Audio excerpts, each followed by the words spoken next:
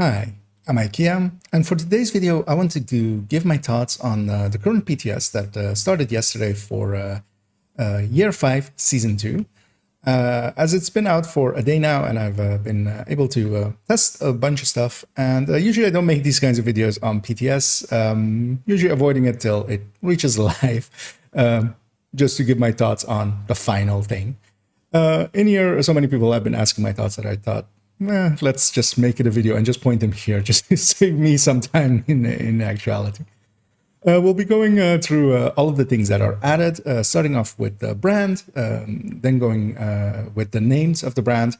We'll go to the gear set, then the new talent for weapons, followed up by the changes to tip of the spear, and then we'll go into the exotics, the 3 new exotics that we got, and especially this little beast that has been added. And if it goes in as it is now, to me, it is a mistake. So, and I'll be discussing that likely longer than everything else.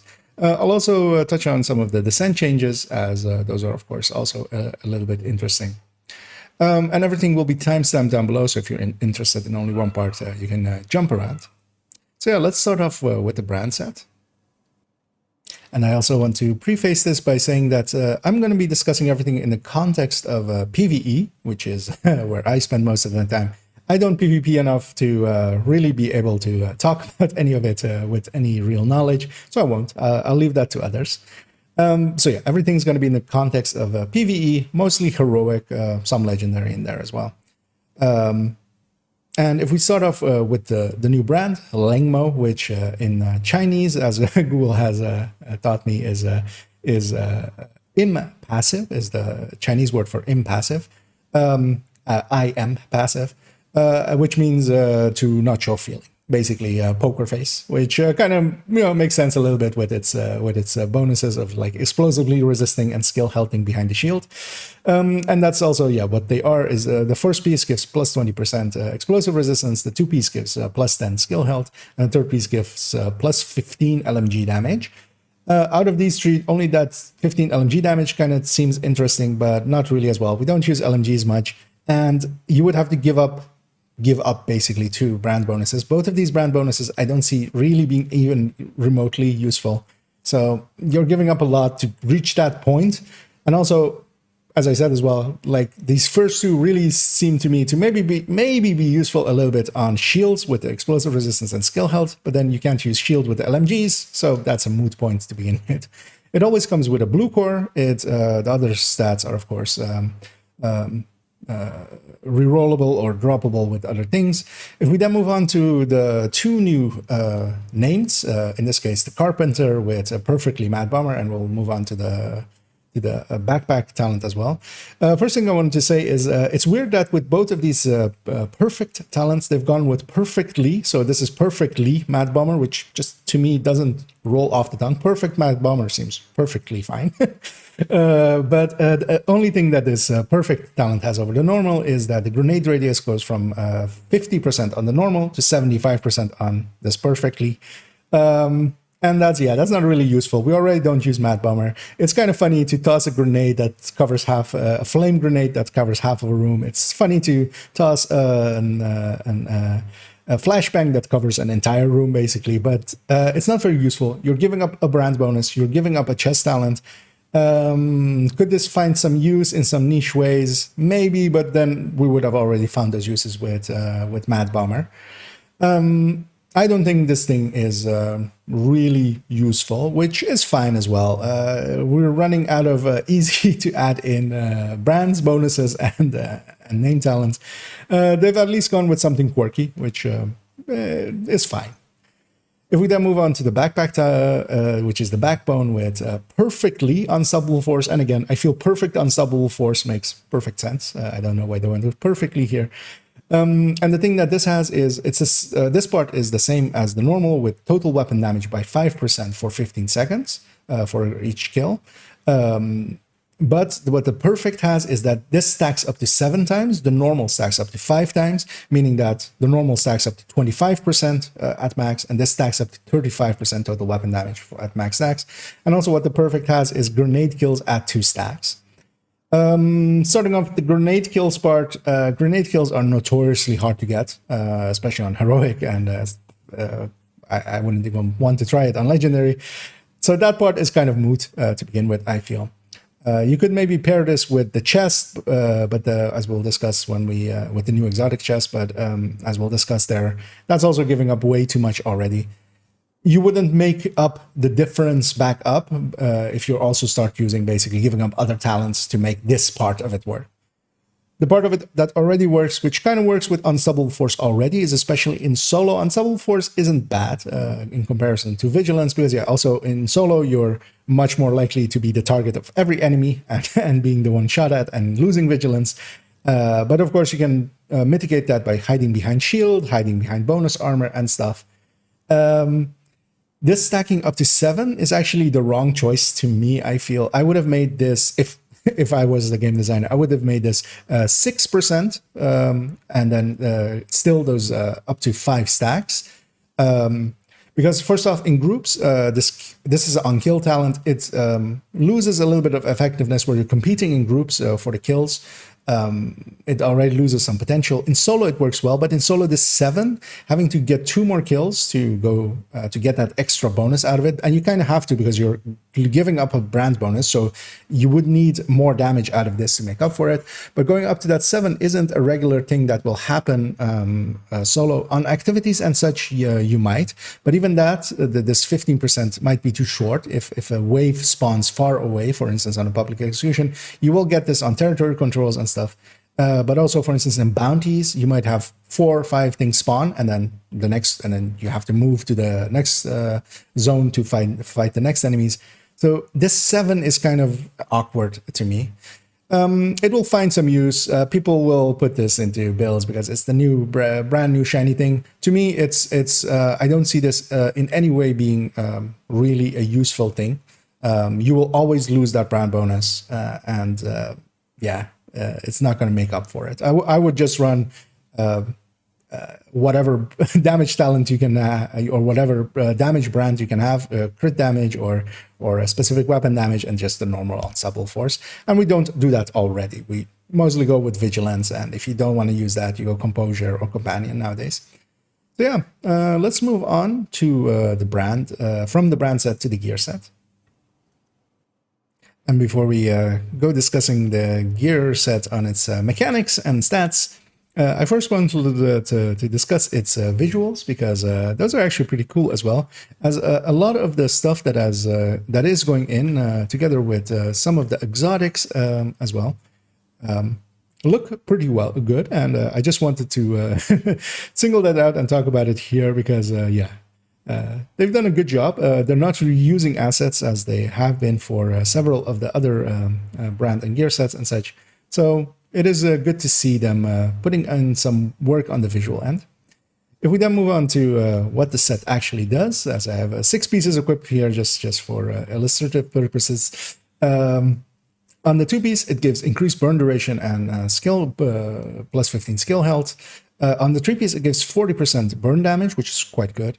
And on the 4-piece, it gives its mechanic, which is that we get this Ortiz Incinerator Turret prototype, which is changes the Incinerator Turret, the Fired Flame Turret, to a spin 360 instead of having a cone, which it normally did. We are immune to our own Incinerator Turret's fire, which is kind of needed, because otherwise it would have actually been hard to avoid this thing. And the Incinerator Turret explodes when disabled.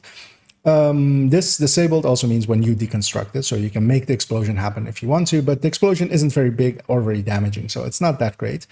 On the chest talent, we get that enemy set on fire by the fire flame turret ignite other enemies within 2 meters. So this is a very short spread, like very short, 2 meters. If they were already within 2 meters of it, they were likely going to step into it anyway. Also, mostly the way I see this being used is in missions and in bounties and such, and you placing the flame turret at the door they're going to spawn from. And there it doesn't really matter because you're going to try to get everybody with that initial ignition anyway. So This I don't see finding much use. The backpack talent, though, is something that I have gravitated to using, as it gives, on this part of it, plus 25 weapon damage to enemies set on fire by the flame turret. That part isn't that great. 25 weapon damage, we could have had the backpack talent here giving us a lot more. The part that kind of finds me using it is that you also gain a plus 25% flame turret range. So it having quite a bigger radius, 25% more, is quite useful, I think. Although we're giving up a backpack talent for it, so here having shock and awe or having something else would be quite useful. Although a lot of our damage is coming from status, which not many of, well, no backpack talent provides towards. Although of course skill damage still provides the damage part of the burn as well, but it doesn't increase our duration. And this thing, especially with the backpack, as I'll actually show the build that I've mostly been using it as, which is that taking a glass eclipse, so with a electric or golden glass chest, with a vial, and then the other 4 pieces normally being eclipse. Here going with the new Ortiz Gearset.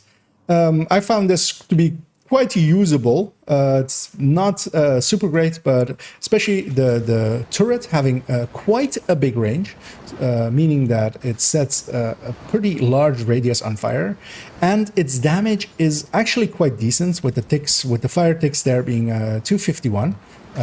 That can be quite decent if we hold the capacitor as well, giving us damage to armor.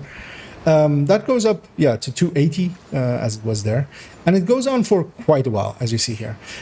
The big downside of this gear set to me and using it is, as I have skill haste disabled there, once the turret went on cooldown, it goes on to this 38-second cooldown. Meaning that, it is quite hard to use. That's also why using Flame Turret till now was kind of the domain of rigor, where you could deconstruct it and resets its cooldown. Here, having this humongous cooldown and not having really good talents to take care of it, because you could actually go with the backpack talent that on kill decreases your cooldown and such, but that wouldn't really work because your kills are happening while this thing is active, so you can't use that. You can't use skilled because it's happening while the kills are happening. It won't reset the skill while it is active. So a lot of those talents, tag team as well, a lot of those things you can't use, the things we would normally use to, for instance, mitigate with explosive, sticky, and stuff like that, its cooldowns, or with seekers. You can't really use that here, meaning that you're kind of stuck on that long reload. Having maybe overclock or something could maybe mitigate that, but perfect overclock doesn't work either. It is a decent enough gear set as is, I feel. It will not compete fully with Eclipse, mostly in the way that's in heroics, especially we use Eclipse to move pretty fast. The thing that Eclipse can do more than this is just have multiple waves, catch multiple waves, go really fast. That 40-second cooldown is quite long. Of course, if you move and pick up your turret, you get a shorter cooldown if it still had quite a lot of duration left. But you sometimes also want to deconstruct it to get that explosion going. So it is a little bit awkward, I feel. And damage-wise, it just doesn't keep up with Eclipse as well, because Eclipse is spreading, it's doing more damage with that fire cam already to begin with. I think this is going to be a B-tier gear set, kind of like hardwired with Seekers, finding some use in some places, but just being outclassed a little bit by Eclipse. One thing I do want to mess around with in the future, as I also went with the backpack talent here, talking about it with this plus 25 weapon damage, is hybridizing this, making a hybrid, using this with maybe some red cores, maybe even going all out red. Because this turret can, even without any skill haste, it's not that much slower actually. You can deploy it, catch a wave, and if you're running it with, like, in a red setup, you could have that be your CC and then damage yourself with the weapon. putting out damage with the weapon. But also, stat-wise, I already know that gear sets without having a bonus towards damage, although this backpack talent kind of does, but also it really doesn't because you could have a damage talent there. But it's increasing the range, making it a little bit more effective if you have no skill tiers, because without skill tiers, that range of this thing would be tiny.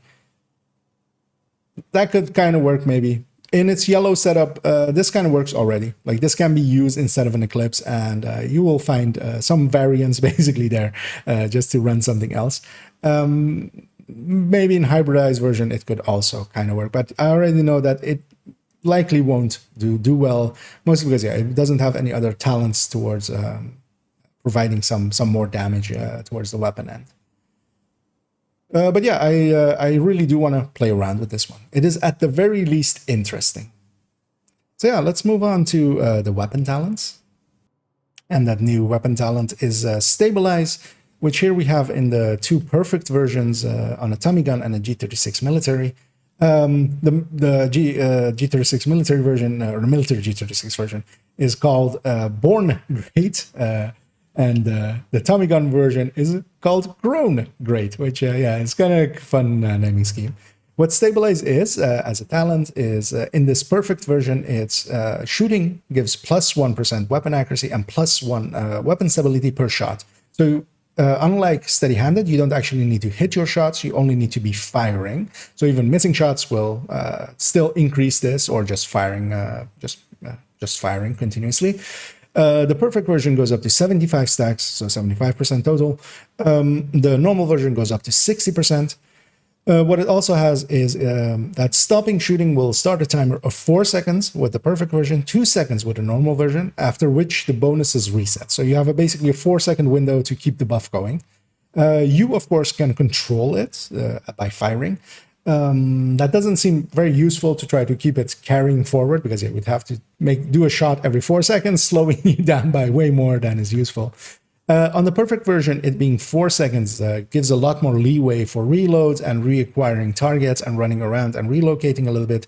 2 seconds on the normal one kind of hurts a little bit, because especially if you want to just cover even a short distance to get out of the way of a grenade, or just roll away to get away from a grenade or something, you're going to lose it. Where with this 4-second one, I feel you kind of have more of a chance of keeping it up. And yeah, 75%, especially on the perfect version, 60% as well. You're not going to feel a big difference between the two, actually, because both of these, the first part of it, it has basically effective diminishing returns on accuracy and stability. So the more accuracy you add in, the less you will feel it, just because it's reducing a radius, meaning that the first few percentages are decreasing it by a lot, and then further percentages, each subsequent percent is actually not as big of a surface area decrease towards accuracy. And stability, of course, was always is the horizontal. The vertical recoil gets reduced. The horizontal recoil remains the same. So what you normally have is, if you're firing a normal AR, it's going up and usually a little bit to the side to side. What this weapon has, once you have it all the way loaded up, as I'll lift up my mouse here and just fire, you will see that it's only moving to the right. So basically, the entire horizontal, well, not entirely, but only tiny bits remains of it. The horizontal remains, the vertical gets removed, basically, making it quite useful. The G36 is a little bit jumpy. I've tried it with a FAMAS at this point. It kind of actually works decently well with the FAMAS, but with the FAMAS, you have that issue of that 2 seconds instead of this 4 seconds. As a talent, I think it will find some use, especially with people that already are running talents towards accuracy or stability, like the name P416 that is escaping me right now with the stability, glory days, or running a burnout. Although burnout also gives weapon handling, so weapon handling is also going into reload. The thing that this doesn't do is anything with reload, where, for instance, steady-handed as well will give you a free mag every 100 shots, or yeah. In the case of the burnout, perfectly on empty will give you weapon handling, which will decrease your reload speeds as well. This isn't doing anything to your reload, it's just stability and accuracy.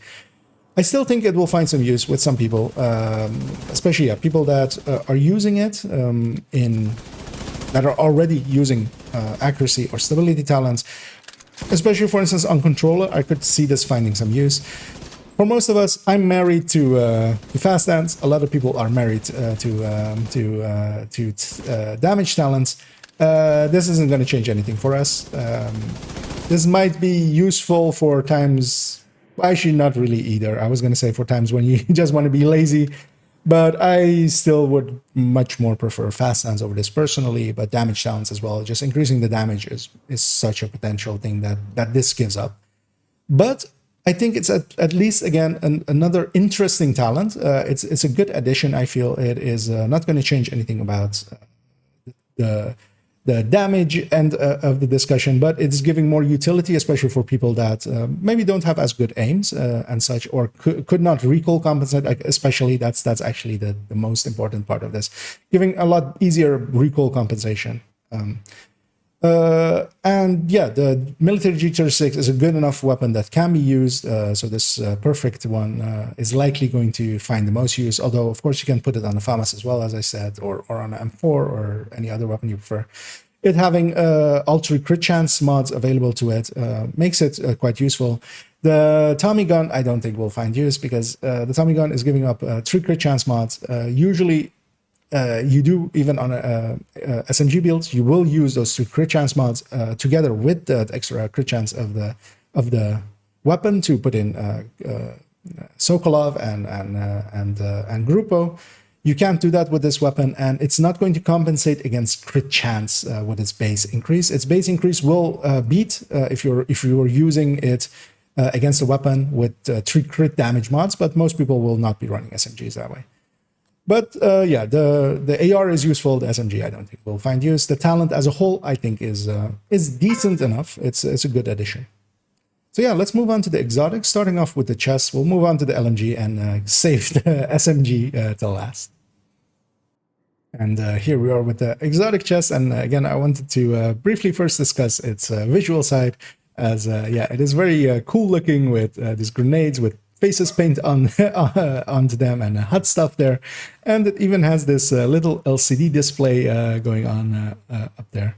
And yeah, it is very it's a very good looking chest, although a little bit simplistic actually, because everything's bolted onto here. The sides of it and stuff are very plain, but at least I think this will make good clickbait thumbnails for a lot of people. If we then actually move on to its actual use, is that it is called the Collector. It comes with the Hoarder talent. It comes with a red score and crit chance crit damage, which is kind of good. It really did need that to even be competitive. It's really only going to fit into red builds. I feel it's blue builds and stuff could maybe make use of it, but also, yeah, not really. This is the best choice they could have made. And of course, as a mod slot, as a chest does. It is going to come with Hoarders, which gives a +3 grenade capacity, +50% grenade radius, +35% grenade damage, and then also +25 grenade damage for each extra enemy caught in the blast area. This means that if you toss a grenade at a group, you can kind of kill, and there are 4 or 5 in the group, in my experience, it will kill all of the reds and purples. It won't kill elites. And what it also does is automatically regenerate grenades every 60 seconds, up to 2 grenades. And that means that, especially for instance, if we take a concussion grenade and go after this group, which is set to medium here, it will actually kill most of the reds, not the purples, not the elites. We're set to heroic here. Is that useful? Not really. You would a chest talent is very worthwhile. Even if you don't want a damage talent, having just unbreakable here, I feel is much more useful. This will be useful for grenade kill challenges when those pop up for global events. I don't think it will find much use on the PvE end. I could see this maybe being annoying on the PvP end with 4 people running it and tossing grenades and trying to catch people coming out of doors. The regeneration of grenades can be useful to maybe just run this in between rooms and regenerate your grenades, but also fast traveling too. CPs or White House and such existed already. You could fast travel there and back to regenerate your grenades.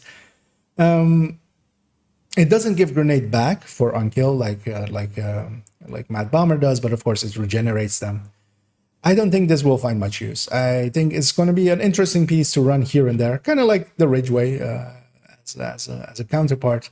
It will maybe find some use in some builds. It would have been interesting if they had allowed this to be the first exotic where you could have another exotic alongside of it, one specific one, which is Bloody Knuckles, which could help and make up for its losses. Or it's what it maybe should have had is that somewhat in the same vein as Bloody Knuckles, that if a grenade hit or a grenade kill happens, then that you would gain some weapon damage or something like that, something to offset losing chest talent, which just even like 15% amp damage from spotter, 25% total weapon damage from obliterate once it's fully stacked, glass. All those things are very valuable. This is not going to make up for it in any real way, of course. We don't use grenades really damage-wise. We use them to flush enemies out of cover, to spawn camp doors with flame grenades or stuff like that. Will this help a little bit? Kind of. But not really to that effect. So yeah, let's move on to the LMG, which is a little bit more interesting. And that LMG is the Iron Lung, which comes with the talent of Ardent. If we actually discuss the talent first, shooting heats up the weapon, filling up a heat meter. This heat meter shows up on your buff bar. The meter is equivalent to 50% of the weapon's standard magazine size. So increasing the magazine size, for instance, with True Patriot will also increase the 50% that you need to get from here. When the meter is full, rounds shot by the weapon ignite enemies. Very critically, this isn't that it's getting flame rounds or shock rounds, in this case, for instance, the Elmo. This is going by a talent igniting enemies, which will come into play in one place where I think it will find great use. Also, when not shooting, the meter depletes over time. This is pretty fast. It will deplete basically even just rolling away from the grenade, you will lose this. Basically, I think it's 10 stacks a second, meaning that, well, 10 rounds worth a second. So it's 3 and a little bit of seconds before it, or 4 and a little bit of seconds before it depletes with a 85 round magazine here. Reloading or swapping the weapon fully depletes the meter. This reloading as well, again, can be, of course, mitigated with one specific mechanic with the Ninja Bike Messenger by Ninja Bike Messenger. One thing I wanted to show here, it's again, it's firing. It's not actually hitting enemies, so we can fill up the meter without actually even hitting an enemy. And where I think this will find use is the build that I've put it on here, which is Ongoing Directive. And this is very much because its fire, so here I already have bleed rounds as well, but its fire is coming from a talent and not overwriting the bleed rounds, because yeah, that's kind of the issue using Elmo on Ongoing Directive. The shock rounds will overwrite your bleed rounds, meaning that you lose damage while you have the shock rounds up. Of course, you will get the utility of the shock rounds, but you're giving up a ton of damage for it. Here, the bleed and the flames, actually, I should have reloaded first there. The bleed and the flames come from different places, so you can have the bleed and the flames go at the same time. And that will, to me, make this a gun that I very much will want to implement into having it be inside of Ongoing Directive. The one thing that it, of course, has is this very long LMG type of reload, as its base weapon is basically the MG5. It has the same RPM. It has a much higher base weapon damage, which is notable because it actually has a really good burst DPS compared to all of the other LMGs. What it then doesn't have is that it's only fixed to 85 rounds total. It's has a 50 base plus this mod, giving it plus 35, and it does not have any crit chance on its mods here. It only has 20 crit damage from 2 plus 10 crit damage mods. But of course, what you could do with LMGs is make this, because what we already know as well with the weapons, reconfiguring them will re-roll the third talent, re-roll the third attribute, the same way as with the Elmo and with the Sacrum, meaning that we could re-roll this to the point where we have crit chance as a third attribute, making up a little bit for it, because we would have 9.5 here, not making up for the full 15% we could have on an MG5. But that will bring it up to a point where it can fit into an ongoing directive build without giving up too many crit chance rolls. And what I think will be really nice with it as well is that it does work, of course, with in the same way where we use Ninja Bike together with Backfire, for instance, to negate its reload. Here as well, we can use Ninja Bike and vaulting and cover to covering to negate the reload. It is quite clunky, as that always is. Even cover to covering short distances can be annoying. Sometimes cover to cover will pick a far target. Well, when you're just trying to aim like 1 meter to your side, it will pick a wall all the way across the map, and you'll start running towards it. Stuff like that, which is quite awkward always. But it's, again, interesting. It is, at the very least, an interesting weapon. I think I will put this into ongoing directive. I might even just take that reload for granted and just deal with it. Bump up the crit chance on this build to be enough to be with this third attribute being crit chance to be worth it. What you could do, of course, as well is give up the chest to go to the ongoing chest, and then go backpack, because you want to avoid the ongoing backpack talent. So going backpack of a Cheska, and then with that Ninja Bike, and then maybe vaulting. But that just feels clunky to me. The biggest downside of this weapon will be its magazine size. It is 85. It doesn't have really anything assisting its reload. You could go brace, but then you're giving up a chest talent with that weapon handling to like get this reload down. But it basically has the same issues that the Pestilence have, the Blue Screen have. That long reload just hurts. But it is a decently good weapon, especially because its base damage, its base RPM, especially when compared to MG5s, is actually quite a bit higher. So I've already put it in the burst and sustain tables with the numbers that they have here, and it's on base burst, it is beating most other categories as well. It's landing on 770k base burst DPS, which is even higher than the 660 that FAMAS has, for instance. But of course, it comes with those downsides of a really long RPM, and of course, not having a damage talent per se, although actually this fire is pretty good. It also skills off of a status effect, which actually makes me want to make a status effect version of Eclipse or of a ongoing directive at that point as well. The duration and the damage do seem to scale off of status effect as well, of the fire. It will be an interesting piece to use. I don't think it will really change anything, but it will find some uses, for instance, in ongoing directive builds, which are quite popular, especially, for instance, for Countdown and such, for 8-man content. So in those kind of places, it will find some use. Let's move on to the star of this show in the Ouroboros. And here is that Ouroboros, which I'll be calling the Oreo affectionately from now on, because why not? It comes with this little pick charm at the front of it. It comes with a cool-looking mag. It comes with a folding stock that is always folded, which is, of course, how all the cool kids use their folding stocks. Although that's, of course, just to keep the keep the animations the same between the vectors. This thing is not only a weapon that could, but also did and does and will do and will keep doing forever. It is super overpowered. We'll go into that in a little bit. This is called Ouroboros. It comes with this talent of Rule Them All. When the agent has a status effect applied to them, 50% of the ammo in their next magazine will apply the same status effect to their targets. This effect will only occur during combat. So you can't do it out of combat because, of course, you would be regenning. So if you set yourself on fire and you're regenning and then that would be OP. So you have to be in combat. But then, for instance, here in the range, we're always in combat. I will equip the weapon. I will toss a foam grenade at my feet. I will, in that way, foam myself. I will reload. I already had actually special ammo my last stake, but we even have more now. And I have foam arrows.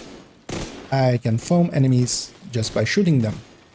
That part already seems very strong, and every time we reload, Kelso or Isaac will do a voice line about Major Castillo, which seems to be a bug in the PTS, hopefully not making it over into the main game. But as you can imagine, this can be very powerful. You could be applying disrupt rounds, you could be applying, because also all of the rounds or all of the status effects are represented here. You can disrupt, you can disorient, you can, especially from shield break, for instance, if you get disoriented from your shield break, your next mag will have disorient, half of a mag of disorient ammo. It is, of course, firing very fast, meaning that it's actually quite hard to get that status effect onto multiple enemies. But also, for instance, it even is our first opportunity of applying napalm, which is the cleaner's turret, what it applies, which is technically its own status effect, but of course it's basically just ensnare plus fire rolled into one. But yeah, even that one, when you get hit by those turrets, after reloading, you will apply that to the enemy as well.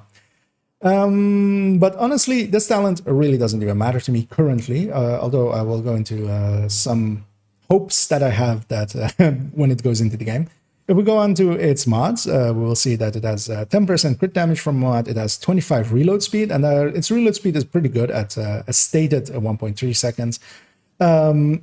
It's then has also a crit chance mod, 10 crit chance, so it will fit fine into SMG builds and can even go into AR builds by just flipping a Cheska, if it has a Cheska piece, to a Grupo piece, because you can just have it go in that way. And then it also has this plus 10 rate of fire mod.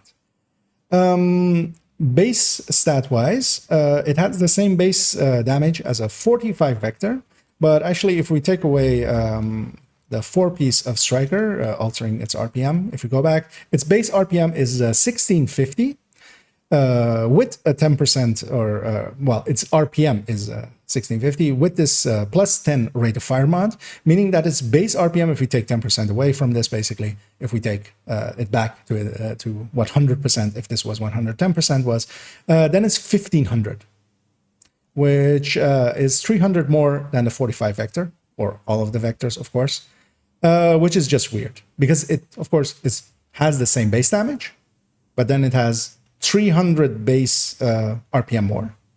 Anybody that understands anything about the DPSs will instantly understand that that will severely increase its burst output by really a lot.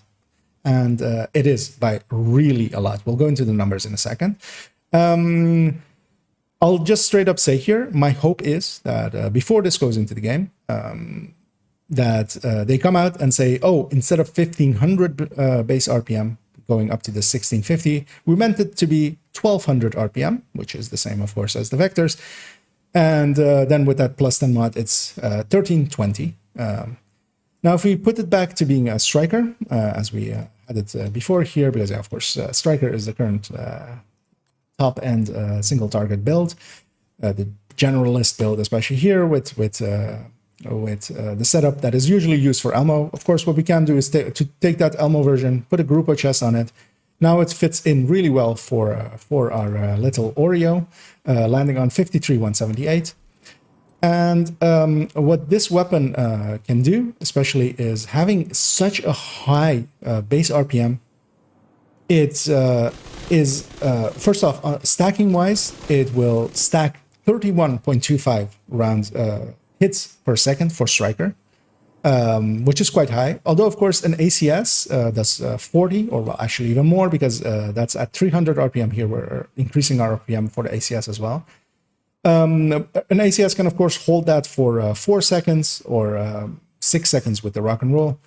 This thing can only hold this for 1.6 seconds, which is its firing time before it depletes its magazine and then has to reload. So it doesn't stack as fast as an ACS, especially because it's hitting reloads so often. But it is actually so high in RPM that that's okay. We can just eat that hit, basically. And as you can kind of see on the right side, we have something that you usually only see during Golden Bullet, is that we have damage numbers overlapping with each other and kind of melding together. that means that, yeah, its RPM is super high. If we take it to some numbers, as I've prepared here, of course, spreadsheet, here we're comparing the strikers in with the Cheska chest for the Elmo and the FAMAS. It's repeating twice, basically. So we have the FAMAS, the Elmo, and the Oreo. And then we have it also with Coyote numbers put in. We'll stick to just without the Coyote because that is fine for the comparison's sake. What we have then is that the FAMAS and the Elmo are with the Cheska chest, the Oreo is with the Grupo chest. What we have as well is that the numbers here are with the DTH active. Of course, the SMG doesn't come with DTH or DTA, so it is doing the same damage against armor and health. The ARs are, of course, have 21 DTH, meaning that the Elmo and the FAMAS are doing a lot better on health, especially. But even if we account for that, giving them the best chance, basically, not going against DTA numbers where they would fall behind, basically, because they don't have a bonus there, not a 21% bonus there. The Oreo completely trances them. 140% of the output. This is basically striker versus glass already. Like, this is another going from glass high-end red with the FAMAS to strikers with the FAMAS. And then this is doing that same amount of step on top of it just because it has such a high RPM. Now, of course, it will have ammo issues. It is putting out rounds quite fast. It, of course, has a range issue. It only has 15-meter optimal range. But that doesn't matter when you have this high of a difference in damage. You'll go closer and just do this damage. And as we'll talk about in a second as well, you can, of course, give up stuff to keep the same amount of damage versus a FAMAS and then still have getting into range here. And yeah, this is, of course, yeah, again, it's this number, this 15 million versus an 11 million on without the Coyote in there of a FAMAS versus a 15 million on this weapon. That discrepancy is huge. That is humongous. Now, I said, of course, I expect this actually to be 1200 RPM. What if we take the numbers with 1200 RPM? Here though, we are adding in the Coyote, so this should compare to this FAMAS with Coyote at 15 meters, giving us a +10, +10. Then the Coyote, the FAMAS version is actually winning. It's doing 12.1 million. This thing is doing 11.9 million, but of course then it has a utility talent still. And of course I'm setting it at 1200 RPM, but as base, and then it has that mod for +10% RPM, taking it to 1320 here. And that is quite reasonable because, of course, still DTH is still active for the FAMAS. So this SMG is doing its damage to both DTH and DTA about the same as a FAMAS. But of course, then it at least has worse ammo issues and has worse range, mitigating a little bit. So I really, really expect them to come out and say, oh, sorry, yeah, we were about to pull out another heartbreaker.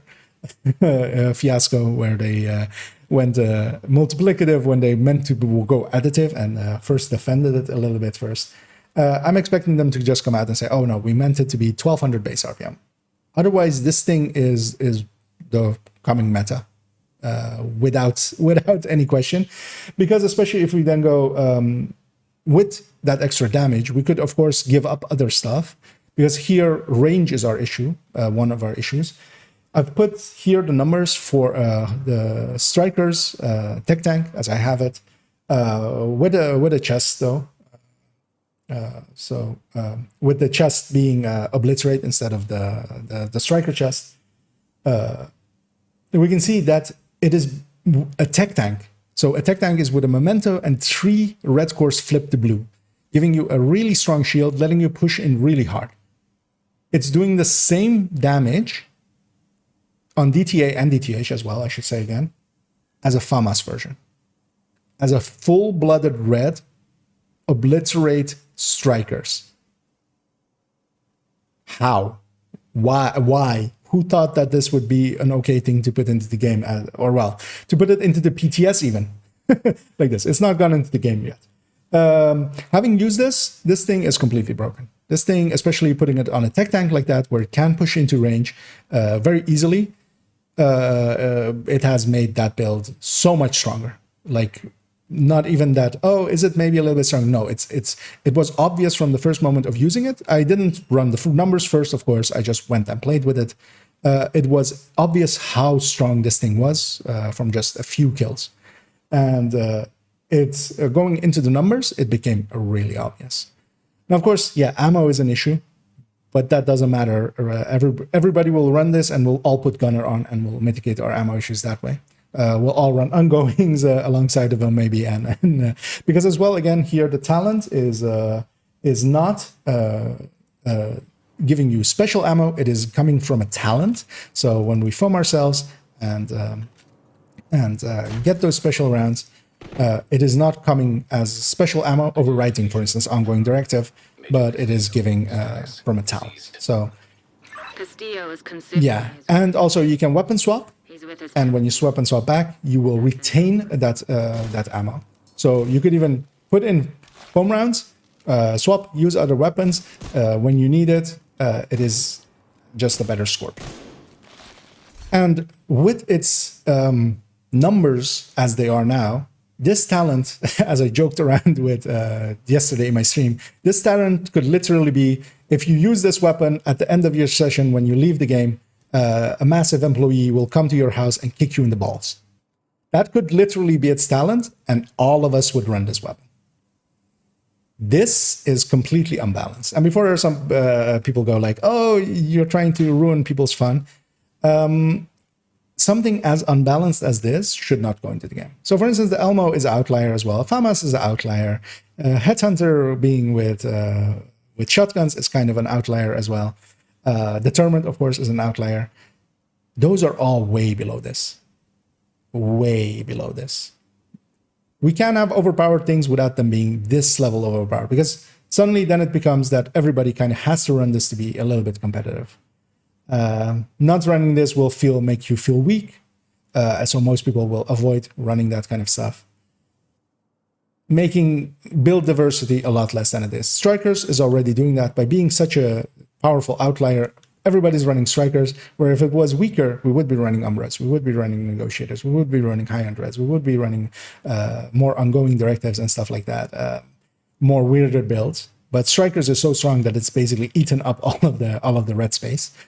Same thing is going to happen with this weapon if it stays as is. So I really hope that they come out and say, oh, we've made the mistake. This is supposed to be a 1200 RPM base, 1320 with that mod, making it in line with a lot of other weapons. That would still make it good, as the numbers showed there as well. That would still make it really good, but this is completely overpowered. Let's move on to the changes to tip of the spear as well. And here we are with tip of the spear, which is getting an alteration in the same vein that ongoing did, and strikers notably did as well, of course. What we have now is that the set has moved from being total weapon damage to being signature weapon damage, especially. So on the 2Bs, we got plus 20s signature weapon damage. On the 3Bs, we got plus 10 weapon damage, only plus 10. Then with the 4Ps, we get aggressive recon, getting a signature weapon kill. This used to be an on-hit, so now that's moved to be a signature weapon kill. Gives plus 15 signature weapon damage, and this used to be total weapon damage, so that has already kind of killed it for the purpose that we mostly use it for. And this is, again, as well, it's plus 15 for 5 seconds, which is quite short, and plus 25 reload speed for the next reload of the weapon, kind of indicating that you kind of want to use it with some special weapons and just keep generating ammo and such, and just continuously firing with them. And also, of course, we still get automatically regenerate signature weapon ammo every 60 seconds. So we still get special ammo out of this. What they have done is moved doubling of the ammo to the chest, which used to be on the backpack. So the chest talent now provides doubles the amount of ammo generated by aggressive recon. So from 1 to 2, getting you 2 rounds. And also the chest talent now does have actually the plus weapon damage, so plus 50% weapon damage for 15 seconds after fully depleting the signature weapon of ammo. This conditionality is kind of weird. It's kind of awkward to do, as I've played around with it, trying to get it going, but it's kind of hard to do. And especially as well, this is the only big weapon damage part of this set, and it's of course on the chest, and we would mostly want to use that weapon damage, especially for Headhunter, especially in the past. Yeah, you can't have this chest and also a Headhunter chest, so it's kind of a moot point. And the backpack talent has become that the increases aggressive recon signature weapon damage bonus for 15 to 30%, so that on kill is going from 15 to 30%, and also every third signature weapon kill generates signature weapon ammo, and this goes directly into your pool. This doesn't drop ammo on the ground. That third weapon kill is conditional and kind of works a little bit. This aggressive recon going from 15 to 30% for signature weapons. I still don't think signature weapons will find much use. This could decently work well with, for instance, I feel minigun, but not, in my experience in trying it out, not good enough to be really usable, especially with the minigun. And for the demo kind of works, and but yeah, it's still a little bit awkward. It feels as a set still awkward to use, and a large part of it is, and that's kind of what I'm missing here, is the having swap speed going to the special weapon. Although of course currently swap speed is basically broken. That's likely why they didn't put that in. But this really needed what this set really needs is a super fast swap speed, so pistol swap speeds kind of for going to the special weapon. That would maybe make this a little bit useful, because that swapping is just hurts so much. And of course, what we used to use tip of the spear for a lot is sniping builds, like this one is set up with Headhunter, especially because it did used to give total weapon damage, which would feed into Headhunter very well, letting you get a much higher cap. And so of course we would get TAC 50 rounds from it, letting us start off the chain very easily, because that TAC 50 is very strong. That's not going to be viable anymore. Tip of the spear is not going to be viable for Headhunter anymore. In my trying with it, it was obvious already from the stats, but even having tried it a little bit, it no longer works. Using the TAC 50 is still a little bit okay, but usually what you would do with the TAC 50 as well is put out one shot, get the kill, and then swap over to other weapons. Here, of course, the bonus is mostly to the TAC 50. Now, you can get a few kills in a row with the TAC 50 and get Headhunter, a really high Headhunter for the TAC 50. But the high Headhunter, that still isn't, for instance, the numbers that a Nemesis sometimes can pull. To me, this set has become something to make a red build out of and run it with the minigun, for instance. And I will mess around with that, especially. I will remake this to be something else. And now Hotshot is still in that spot. And I kind of feel that's why they did it. Tip of the Spear and Hotshot were kind of, head-to-head with some liking one and some liking the other. I feel this is them moving Tip of the Spear away from its role currently as sniper, trying to put it in the red builds. But we already have a lot of utility-style red builds. Utility or more like mechanic-based red builds, kind of in like Umbra and stuff as well.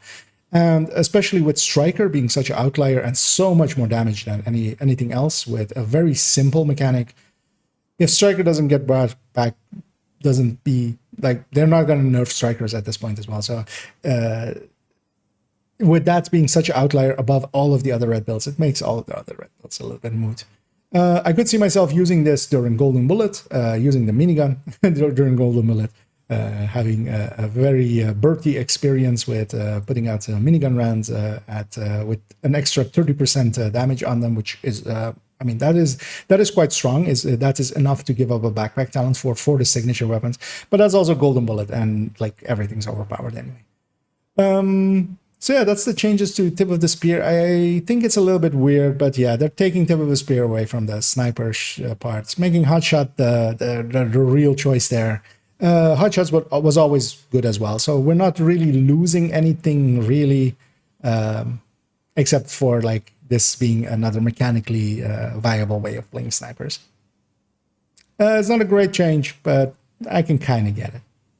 Let's move on to some of just the scent changes, and then we'll round it out. And to briefly just discuss the descent changes, we'll go to the patch notes here and just discuss them here. I have played quite a bit of descent since it changes. There are a bunch of new talents. There's some XP changes, and we'll go through them here. What they have done definitely is buff the descent rewards across all loops for level 40 players. XP-wise, this is a decent enough increase. I was getting around 5 levels for Nemesis run, where previously we would get 3 for like general like 40-minute run. Getting 3 levels was pretty bad. 5 is still bad, but less. It's less bad than before. But more importantly, what they have changed is increase the chance for reconstructed caches. And they say here exotic caches as well, but to my understanding, Nemesis would always give you an exotic cache anyway. So I haven't gotten double exotic caches, which is what they might mean. But the reconstructed caches is going for Nemesis kill from 12% to 50%. So half of them killing a Nemesis will give a reconstructed cache. And of course, reconstructed caches bring us those new blueprints, which are in high demand and are something I covet a lot. So this to me is a really helpful change. And to me as well, isn't out of line. It will still make it quite a long grind to get all of those blueprints. But it has gone from this is going to take years to I can do this. I can do this at 50%. I can put a bunch of Nemesis runs in and get that library filled up. At 12%, I was dreading this as I was banging my head at Descent for quite a while and haven't gotten. I'm at 4 blueprints now. It's quite sometimes in there.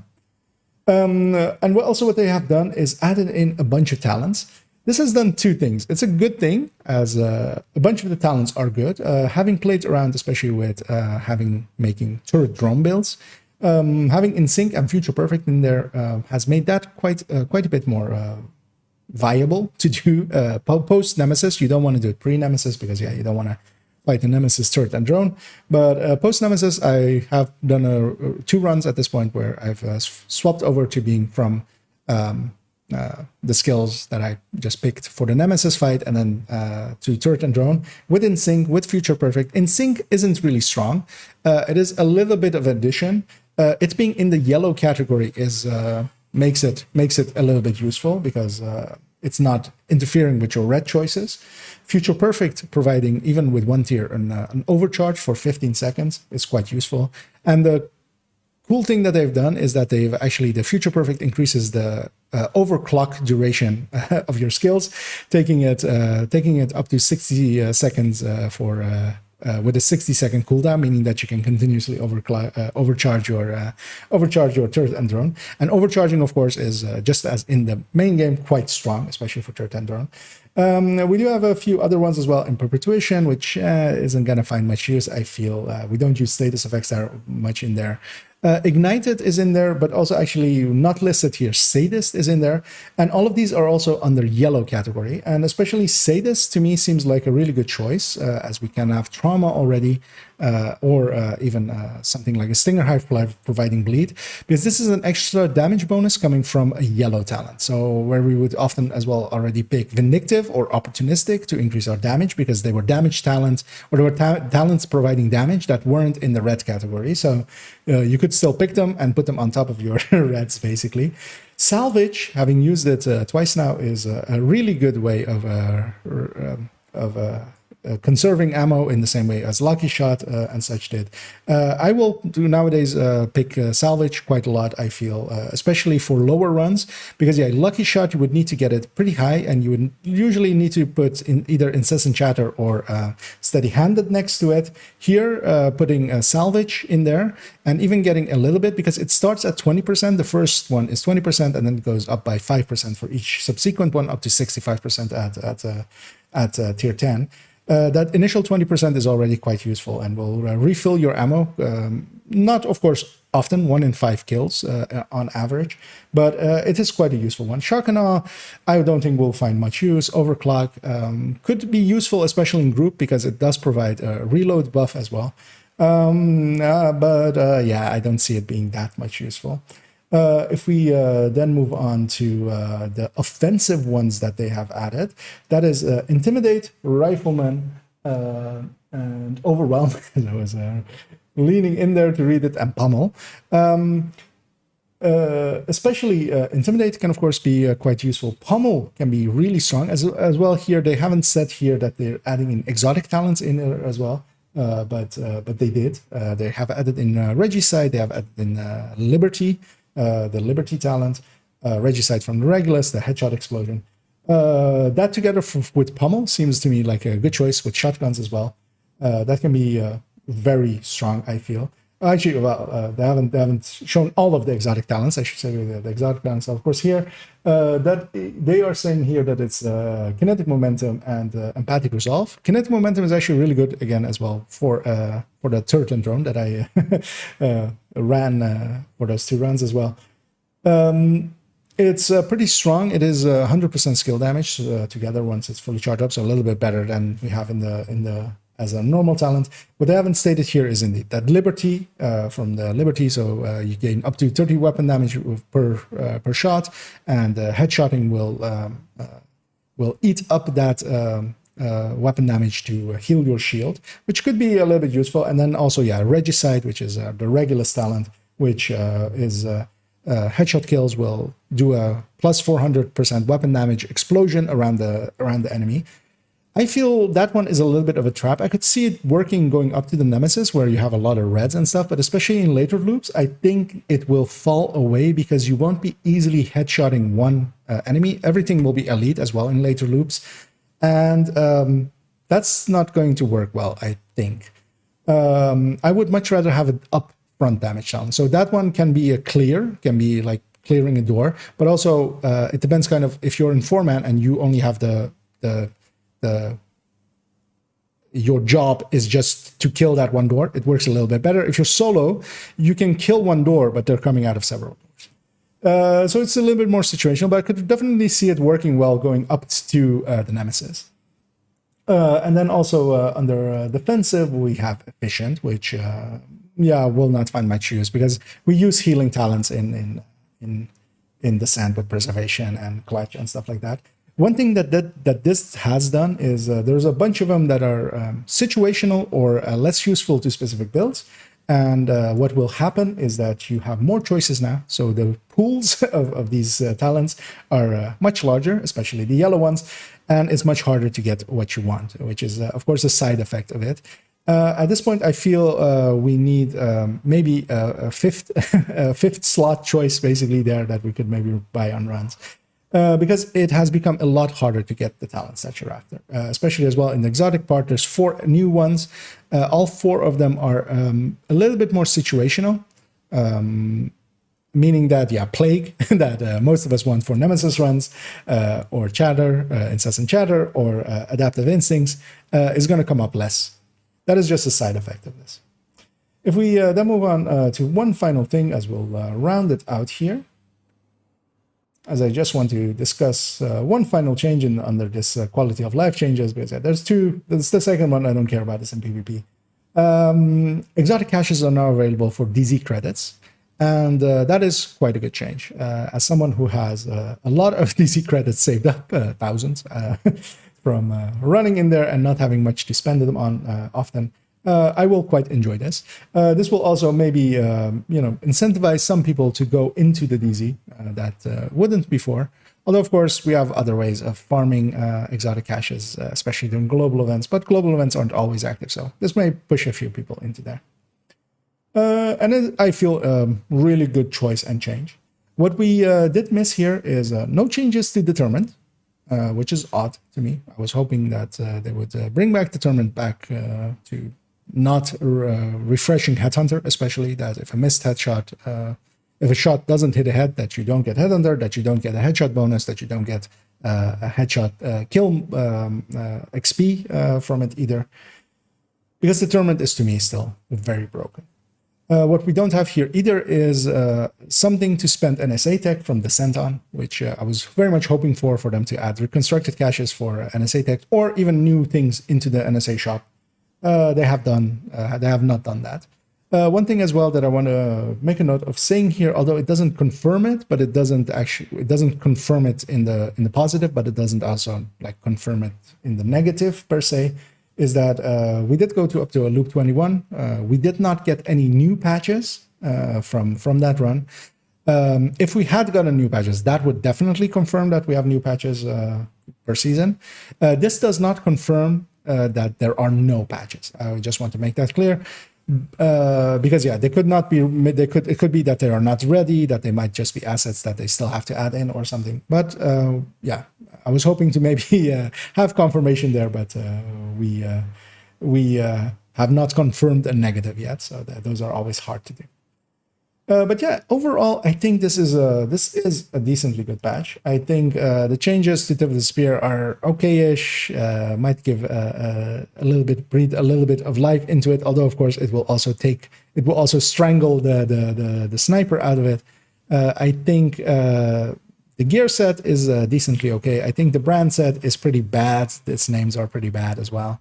But I think still the backpack, the Perfect Ensemble Force, will likely find some use here and there and will be used wrongly by a lot of people. When it comes to the exotics, the chest is not good, but also not horrible. The LMG is not good, but a B tier, medium tier. I think it will find some use in ongoing directive builds. The SMG is completely broken, needs to be changed. It needs to be changed. And yeah, that's basically it. And the new weapon talent is going to be useful to some people that already like those kinds of things. So yeah, I hope you guys kind of enjoyed this one, as it is a little bit different than what I usually do, as going over just patch notes and stuff. Isn't really my thing, but I thought I would give my thoughts here as yeah, might be interesting to some. And yeah, for my next video, I still need to do the SHD exposed only tips, which will likely follow this up tomorrow. And I very much, of course, hope that you join me for that one. And also over on Twitch, where I stream daily. And if nothing else, I hope you have a good night.